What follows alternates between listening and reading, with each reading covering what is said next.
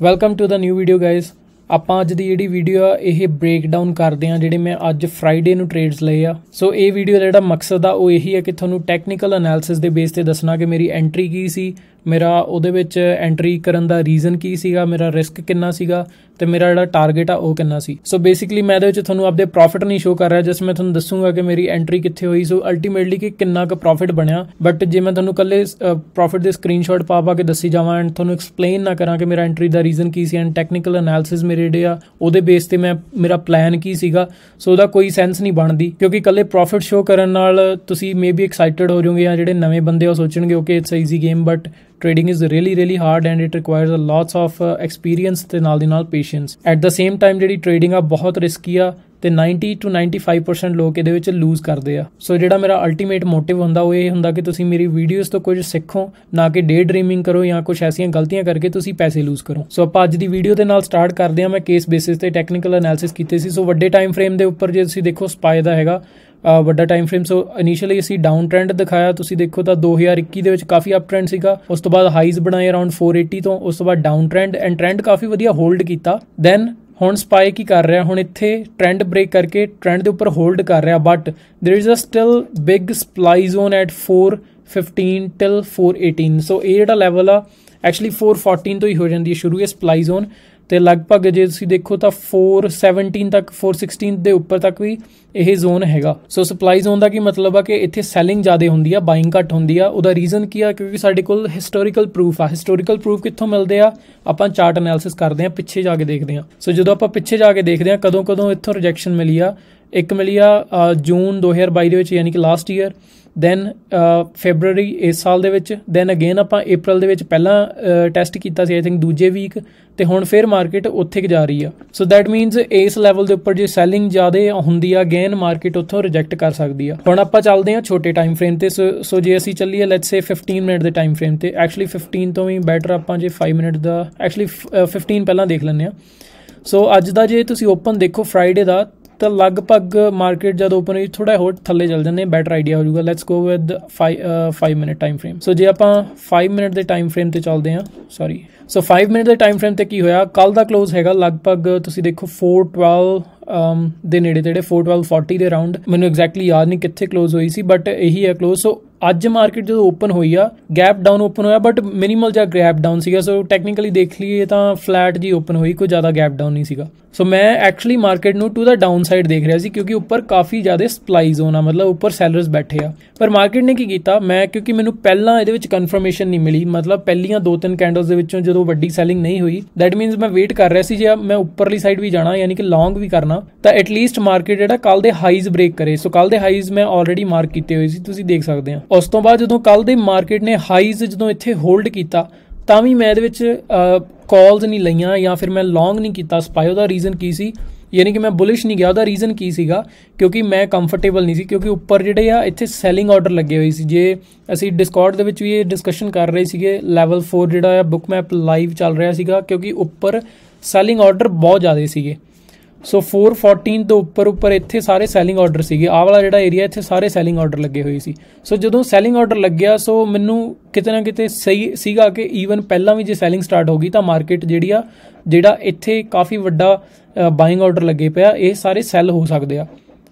ਸੋ ਮੈਂ ਐਂਟਰ ਨਹੀਂ ਕੀਤਾ, ਪਰ ਮੈਂ ਐਂਟਰ ਕਦੋਂ ਕੀਤਾ, ਇੱਥੇ ਮੈਂ ਅਪ ਟ੍ਰੈਂਡ ਦੇ ਵਿੱਚ ਪੁੱਟਸ ਬਾਈ ਕੀਤੀਆਂ, ਯਾਨੀ ਕਿ ਮੈਂ ਇਹ ਬੈਟ ਕੀਤਾ ਕਿ ਜਿਹੜਾ ਮੇਰਾ ਟ੍ਰੇਡ ਆ ਉਹ ਥੱਲੇ ਨੂੰ ਜਾਊਗਾ, ਯਾਨੀ ਕਿ ਮੇਰਾ ਜਿਹੜਾ ਸਟਾਕ ਆ ਉਹ ਥੱਲੇ ਨੂੰ ਜਾਊਗਾ ਤਾਂ ਮੈਨੂੰ ਫਾਇਦਾ ਹੋਊਗਾ। ਸੋ ਅਲਟੀਮੇਟਲੀ ਜਦੋਂ ਮੈਂ ਵੇਟ ਕੀਤਾ ਆਹ ਵਾਲੇ ਲੈਵਲ ਤੇ, ਸੋ ਉਦੋਂ ਆਪਾਂ ਡਿਸਕੌਰਡ ਦੇ ਵਿੱਚ ਇਹੀ ਡਿਸਕਸ ਕਰ ਰਹੇ ਸੀ ਕਿ ਇੱਥੇ ਸੈਲਿੰਗ ਹੋ ਸਕਦੀ ਹੈ। ਐਂਡ ਪਹਿਲੀ ਰੈੱਡ ਕੈਂਡਲ ਜਦੋਂ ਆਈ, ਪਹਿਲੀ ਕਨਫਰਮੇਸ਼ਨ ਆਈ, ਮੇਰਾ ਤੁਸੀਂ ਦੇਖੋ ਜ਼ੋਨ ਦੇ ਵਿੱਚ ਆ ਕੇ ਆ ਜਿਹੜਾ ਮੇਰਾ ਵੱਡਾ ਸਪਲਾਈ ਜ਼ੋਨ ਲੱਗਿਆ, ਸੋ ਇਹਦੇ ਵਿੱਚ ਮਾਰਕੀਟ ਨੇ ਆ ਕੇ ਜਦੋਂ ਇੱਥੇ ਆ ਕੇ ਪਹਿਲੀ ਵਾਰੀ ਜਿਹੜੀ ਕੈਂਡਲ ਆ ਰਿਜੈਕਟ ਕੀਤੀ ਆ, ਉਸ ਪੁਆਇੰਟ ਦੇ ਉੱਪਰ ਮੈਂ ਪੁੱਟਸ ਬਾਈ ਕੀਤੀਆਂ ਸੀ। ਸੋ ਜਦੋਂ ਮੈਂ ਇੱਥੇ ਪੁੱਟਸ ਬਾਈ ਕੀਤੀਆਂ, ਮੇਰੀ ਲਗਭਗ ਐਂਟਰੀ ਜਿਹੜੀ ਆ ਉਹ ਆਈ ਥਿੰਕ 4, ਜੇ ਉਸ ਹਿਸਾਬ ਨਾਲ ਪੁੱਟ ਪ੍ਰਾਈਸ ਦੇ ਹਿਸਾਬ ਨਾਲ ਦੇਖੀਏ ਤਾਂ ਮੇਰੀ ਐਂਟਰੀ ਹੋਈ ਸੀ 1.40 ਤੇ ਜੇ ਇਹਦੇ ਚਾਰਟ ਪ੍ਰਾਈਸ ਦੇ ਹਿਸਾਬ ਨਾਲ ਦੇਖੀਏ ਤਾਂ ਆਈ ਥਿੰਕ 414.50 ਦੇ ਅਰਾਊਂਡ ਹੋਈ ਸੀ। ਤੇ ਜਿਹੜਾ ਮੇਰਾ ਸਟਾਪ ਲਾਸ ਸੀਗਾ ਉਹ ਸੀਗਾ ਹਾਈਜ਼ ਦੇ ਉੱਪਰ।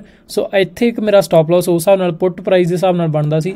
ਸੋ ਯਾਨੀ ਕਿ 1.40 ਤੇ ਮੇਰੀ ਐਂਟਰੀ ਸੀਗੀ ਐਂਡ ਜਿਹੜਾ ਮੇਰਾ ਸਟਾਪ ਲਾਸ ਸੀਗਾ ਉਹ ਸੀਗਾ 1.25 ਤੇ, ਯਾਨੀ ਕਿ 15% ਦਾ ਮੇਰਾ ਸਟਾਪ ਲਾਸ ਸੀਗਾ ਇਹਦੇ ਵਿੱਚ। ਸੋ ਬੜਾ ਮਿਨੀਮਲ ਜਿਹਾ ਸਟਾਪ ਲਾਸ ਸੀ, ਪਰ ਜਿਹੜਾ ਮੇਰਾ ਟਾਰਗੇਟ ਸੀ ਪਹਿਲਾ ਉਹ ਸੀਗਾ 1.60 ਦਾ। ਤੇ ਮਾਰਕੀਟ ਜਿਹੜੀ ਆ ਉਹ ਰਿਜੈਕਟ ਕੀਤੀ, ਪਹਿਲੀ ਰੈੱਡ ਕੈਂਡਲ ਲੋਜ਼ ਬਣਾਏ, ਉਸ ਪੁਆਇੰਟ ਦੇ ਉੱਪਰ ਆਪਣਾ ਪਹਿਲਾ ਟਾਰਗੇਟ ਹਿੱਟ ਹੋਇਆ, ਯਾਨੀ ਕਿ 1.6। ਉਸ ਤੋਂ ਅਗਲਾ ਟਾਰਗੇਟ ਸੀਗਾ 1.85, ਉਸ ਤੋਂ ਅਗਲਾ ਸੀਗਾ 2.00 ਤੇ ਇਹਦੇ ਵਿੱਚ ਲਗਭਗ ਮੈਂ ਆਈ ਥਿੰਕ 60 ਕੰਟਰੈਕਟਸ ਦੇ ਵਿੱਚੋਂ ਮੈਂ 45 ਜਾਂ ਆਈ ਥਿੰਕ 48 ਦੇ ਅਰਾਊਂਡ ਕਲੋਜ਼ ਕਰਤੇ ਸੀ। ਸੋ 12-13 ਰਨਿੰਗ ਸੀ, ਮੇ 15 ਰਨਿੰਗ ਸੀਗੇ, ਉਹਦਾ ਮੈਂ ਸਟਾਪ ਲਾਸ ਲਾਤਾ ਸੀ ਐਂਟਰੀ ਤੋਂ ਉੱਪਰ, ਯਾਨੀ ਕਿ 1.50 ਤੇ। ਸੋ ਜਿਹੜਾ ਮੇਰਾ ਅਲਟੀਮੇਟ ਗੋਲ ਆ ਉਹ ਇਹ ਸੀਗਾ ਕਿ ਇਹਦੇ ਵਿੱਚ ਵੱਡੀ ਮੂਵ ਕੈਚ ਕਰਨੀ ਛੋਟਾ ਸਟਾਪ ਲਾਸ ਰੱਖ ਕੇ, ਐਂਡ ਅਲਟੀਮੇਟਲੀ ਰਿਜੈਕਸ਼ਨ ਤੁਸੀਂ ਦੇਖੋ ਤਾਂ VWAP ਤੱਕ ਆਈ ਆ, ਐਂਡ ਬਾਕੀ ਜਿਹੜੇ ਕੰਟਰੈਕਟਸ ਸੀਗੇ ਮੇਰੇ ਉਹ ਮੈਂ ਕਲੋਜ਼ ਕੀਤੇ 1.50 ਤੋਂ, ਯਾਨੀ ਕਿ ਐਂਟਰੀ ਤੋਂ ਵੀ 10 ਸੈਂਟ ਉੱਪਰ। ਸੋ ਉਸ ਹਿਸਾਬ ਨਾਲ ਜਿਹੜਾ ਮੇਰਾ ਰਿਸਕ ਆ ਉਹ ਸੀਗਾ ਮੇਅਰਲੀ 15 ਸੈਂਟ ਦਾ। ਤੇ ਦੂਜੀ ਵਾਰੀ ਜਦੋਂ ਮਾਰਕੀਟ ਨੇ ਫਿਰ ਤੁਸੀਂ ਦੇਖੋ ਤਾਂ VWAP ਦੇ ਉੱਪਰ ਸਪੋਰਟ ਲੈ ਕੇ ਮਾਰਕੀਟ ਨੇ ਕੀ ਕੀਤਾ, ਫਿਰ ਉਸ ਲੈਵਲ ਤੱਕ ਗਈ, ਐਂਡ ਇਸ ਪੁਆਇੰਟ ਦੇ ਉੱਪਰ ਮੈਂ SPY ਟ੍ਰੇਡ ਕਰਨ ਦੀ ਬਜਾਏ ਮੈਂ single testing position single contract ਲਿਆ ਸੀ SPX ਦਾ। ਸੋ ਉਹ ਮੈਂ ਥੋੜਾ ਜਿਹਾ ਆਊਟ ਆਫ ਦਾ ਮਨੀ ਲਿਆ ਸੀ, ਐਂਡ ਮੇਰੀ ਐਂਟਰੀ ਹੋਈ ਸੀ ਲਗਭਗ $3.5 ਤੇ, ਐਂਡ ਮੇਰਾ ਸਟਾਪ ਲਾਸ ਸੀਗਾ 2.5, ਯਾਨੀ ਕਿ $1 ਦਾ ਲਗਭਗ ਬਣਦਾ ਆ 30% 35% ਸਟਾਪ ਲਾਸ ਬਣਦਾ। ਪਰ ਜਿਹੜਾ ਮੇਰਾ ਟਾਰਗੇਟ ਸੀ ਉਹ ਮੈਨੂੰ ਸੀਗਾ ਕਿ ਜੇ ਇੱਥੋਂ ਰਿਜੈਕਸ਼ਨ ਹੁੰਦੀ ਆ ਅਗੇਨ ਮੇਜਰ ਸੈਲਿੰਗ ਹੋ ਸਕਦੀ ਆ। ਸੋ ਅਗੇਨ ਜੇ ਤੁਸੀਂ ਦੇਖੋ ਉਸ ਪੁਆਇੰਟ ਦੇ ਉੱਪਰ ਸੈਲਿੰਗ ਹੋਈ, and we had a big dump here. So dump ਜਿਹੜਾ ਕਦੋਂ ਤੱਕ ਮਿਲਿਆ, ਲਗਭਗ ਜਿੱਥੇ ਕੱਲ ਦੇ ਹਾਈਜ਼ ਬਣੇ। ਸੋ ਇਹ ਆ ਰੈਜ਼ਿਸਟੈਂਸ ਟਰਨਡ ਇਨਟੂ ਸਪੋਰਟ। ਸੋ ਜਦੋਂ ਇੱਥੇ ਪਹੁੰਚਿਆ ਮੇਰੀ ਜਿਹੜੀ ਕੰਟਰੈਕਟ ਸੀਗਾ ਉਹ ਲਗਭਗ 3 ਟਾਈਮਸ ਹੋ ਚੁੱਕਿਆ ਸੀ, ਯਾਨੀ ਕਿ 300% ਪ੍ਰੋਫਿਟ ਬਣ ਚੁੱਕਿਆ ਸੀ। ਮਤਲਬ ਮੈਂ ਲਿਆ ਸੀਗਾ 3.60 ਤੇ ਮੇਰੀ ਐਂਟਰੀ ਹੋਈ ਸੀ, ਐਂਡ ਜਿਹੜਾ ਮੈਂ ਸੈੱਲ ਕੀਤਾ ਉਹ ਮੈਂ ਕੀਤਾ 9.50 ਤੇ। ਸੋ ਲਗਭਗ 3 ਟਾਈਮਸ ਜਿਹੜੀ ਆ ਉਹ ਬਣਦੀ ਤੇ ਜਿਹੜਾ ਮੇਰਾ ਸਟਾਪ ਲਾਸ ਸੀਗਾ ਉਹ ਸੀਗਾ ਮੇਅਰਲੀ 2.50 ਤੇ, ਰਾਈਟ।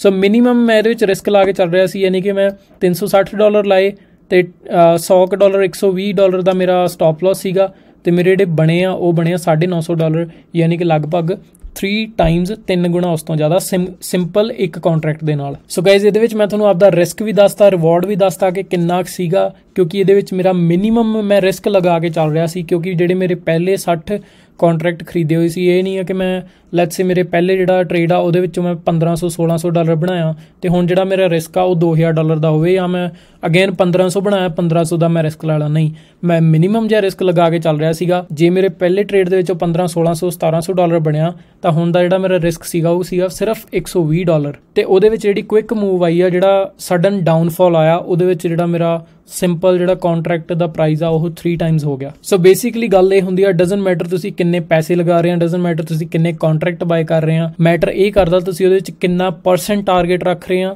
ਤੇ ਕਿੰਨਾ % ਗੇਨ ਐਕਸਪੈਕਟ ਕਰ ਰਹੇ ਆ, ਤੇ ਜਿਹੜਾ ਤੁਹਾਡਾ ਰੀਅਲਾਈਜ਼ PNL ਆ ਉਹ ਤੁਹਾਡਾ ਪਲਾਨ ਦੇ ਅਕੋਰਡਿੰਗ ਚੱਲਦਾ ਜਾਂ ਫਿਰ ਨਹੀਂ ਚੱਲਦਾ। ਸੋ ਮੇਕ ਸ਼ੋਰ ਆਪਣਾ ਜਿਹੜਾ ਰਿਸਕ ਟੂ ਰਿਵਾਰਡ ਰੇਸ਼ੋ ਆ, ਰਿਸਕ ਮੈਨੇਜਮੈਂਟ ਤੇ ਧਿਆਨ ਦੇ ਕੇ ਪ੍ਰੋਪਰ ਟ੍ਰੇਡ ਦੀ ਪਲੈਨਿੰਗ ਕਰਕੇ ਫਿਰ ਉਹਨੂੰ ਐਗਜ਼ੀਕਿਊਟ ਕਰੋ। ਸੋ ਗਾਇਜ਼ ਇਹ ਸੀਗਾ ਅੱਜ ਦਾ ਟ੍ਰੇਡ ਬ੍ਰੇਕਡਾਊਨ। ਸੋ ਅਲਟੀਮੇਟਲੀ ਮੈਂ ਐਂਡ ਤੇ ਇੱਕ ਸਕਰੀਨਸ਼ਾਟ ਜ਼ਰੂਰ ਪਾ ਦਿੰਦਾ ਕਿ ਮੇਰੇ ਇੰਨੇ ਡਾਲਰ ਬਣੇ ਆ, ਤਾਂ ਕਿ ਤੁਹਾਨੂੰ ਐ ਨਾ ਲੱਗੇ ਕਿ ਜਸਟ ਮੈਂ ਚਾਰਟ ਦਿਖਾਤੇ, ਪਰ ਐਕਚੁਅਲ ਦੇ ਵਿੱਚ ਕਈਆਂ ਨੂੰ ਡਾਊਟ ਹੁੰਦਾ ਕਿ ਹਾਂ ਪਤਾ ਨਹੀਂ ਬਣੇ ਵੀ ਹੈਗੇ ਜਾਂ ਇਹ ਰੀਅਲ ਵੀ ਹੈਗਾ ਜਾਂ ਫੇਕ ਤਾਂ ਨਹੀਂ ਕੁਛ।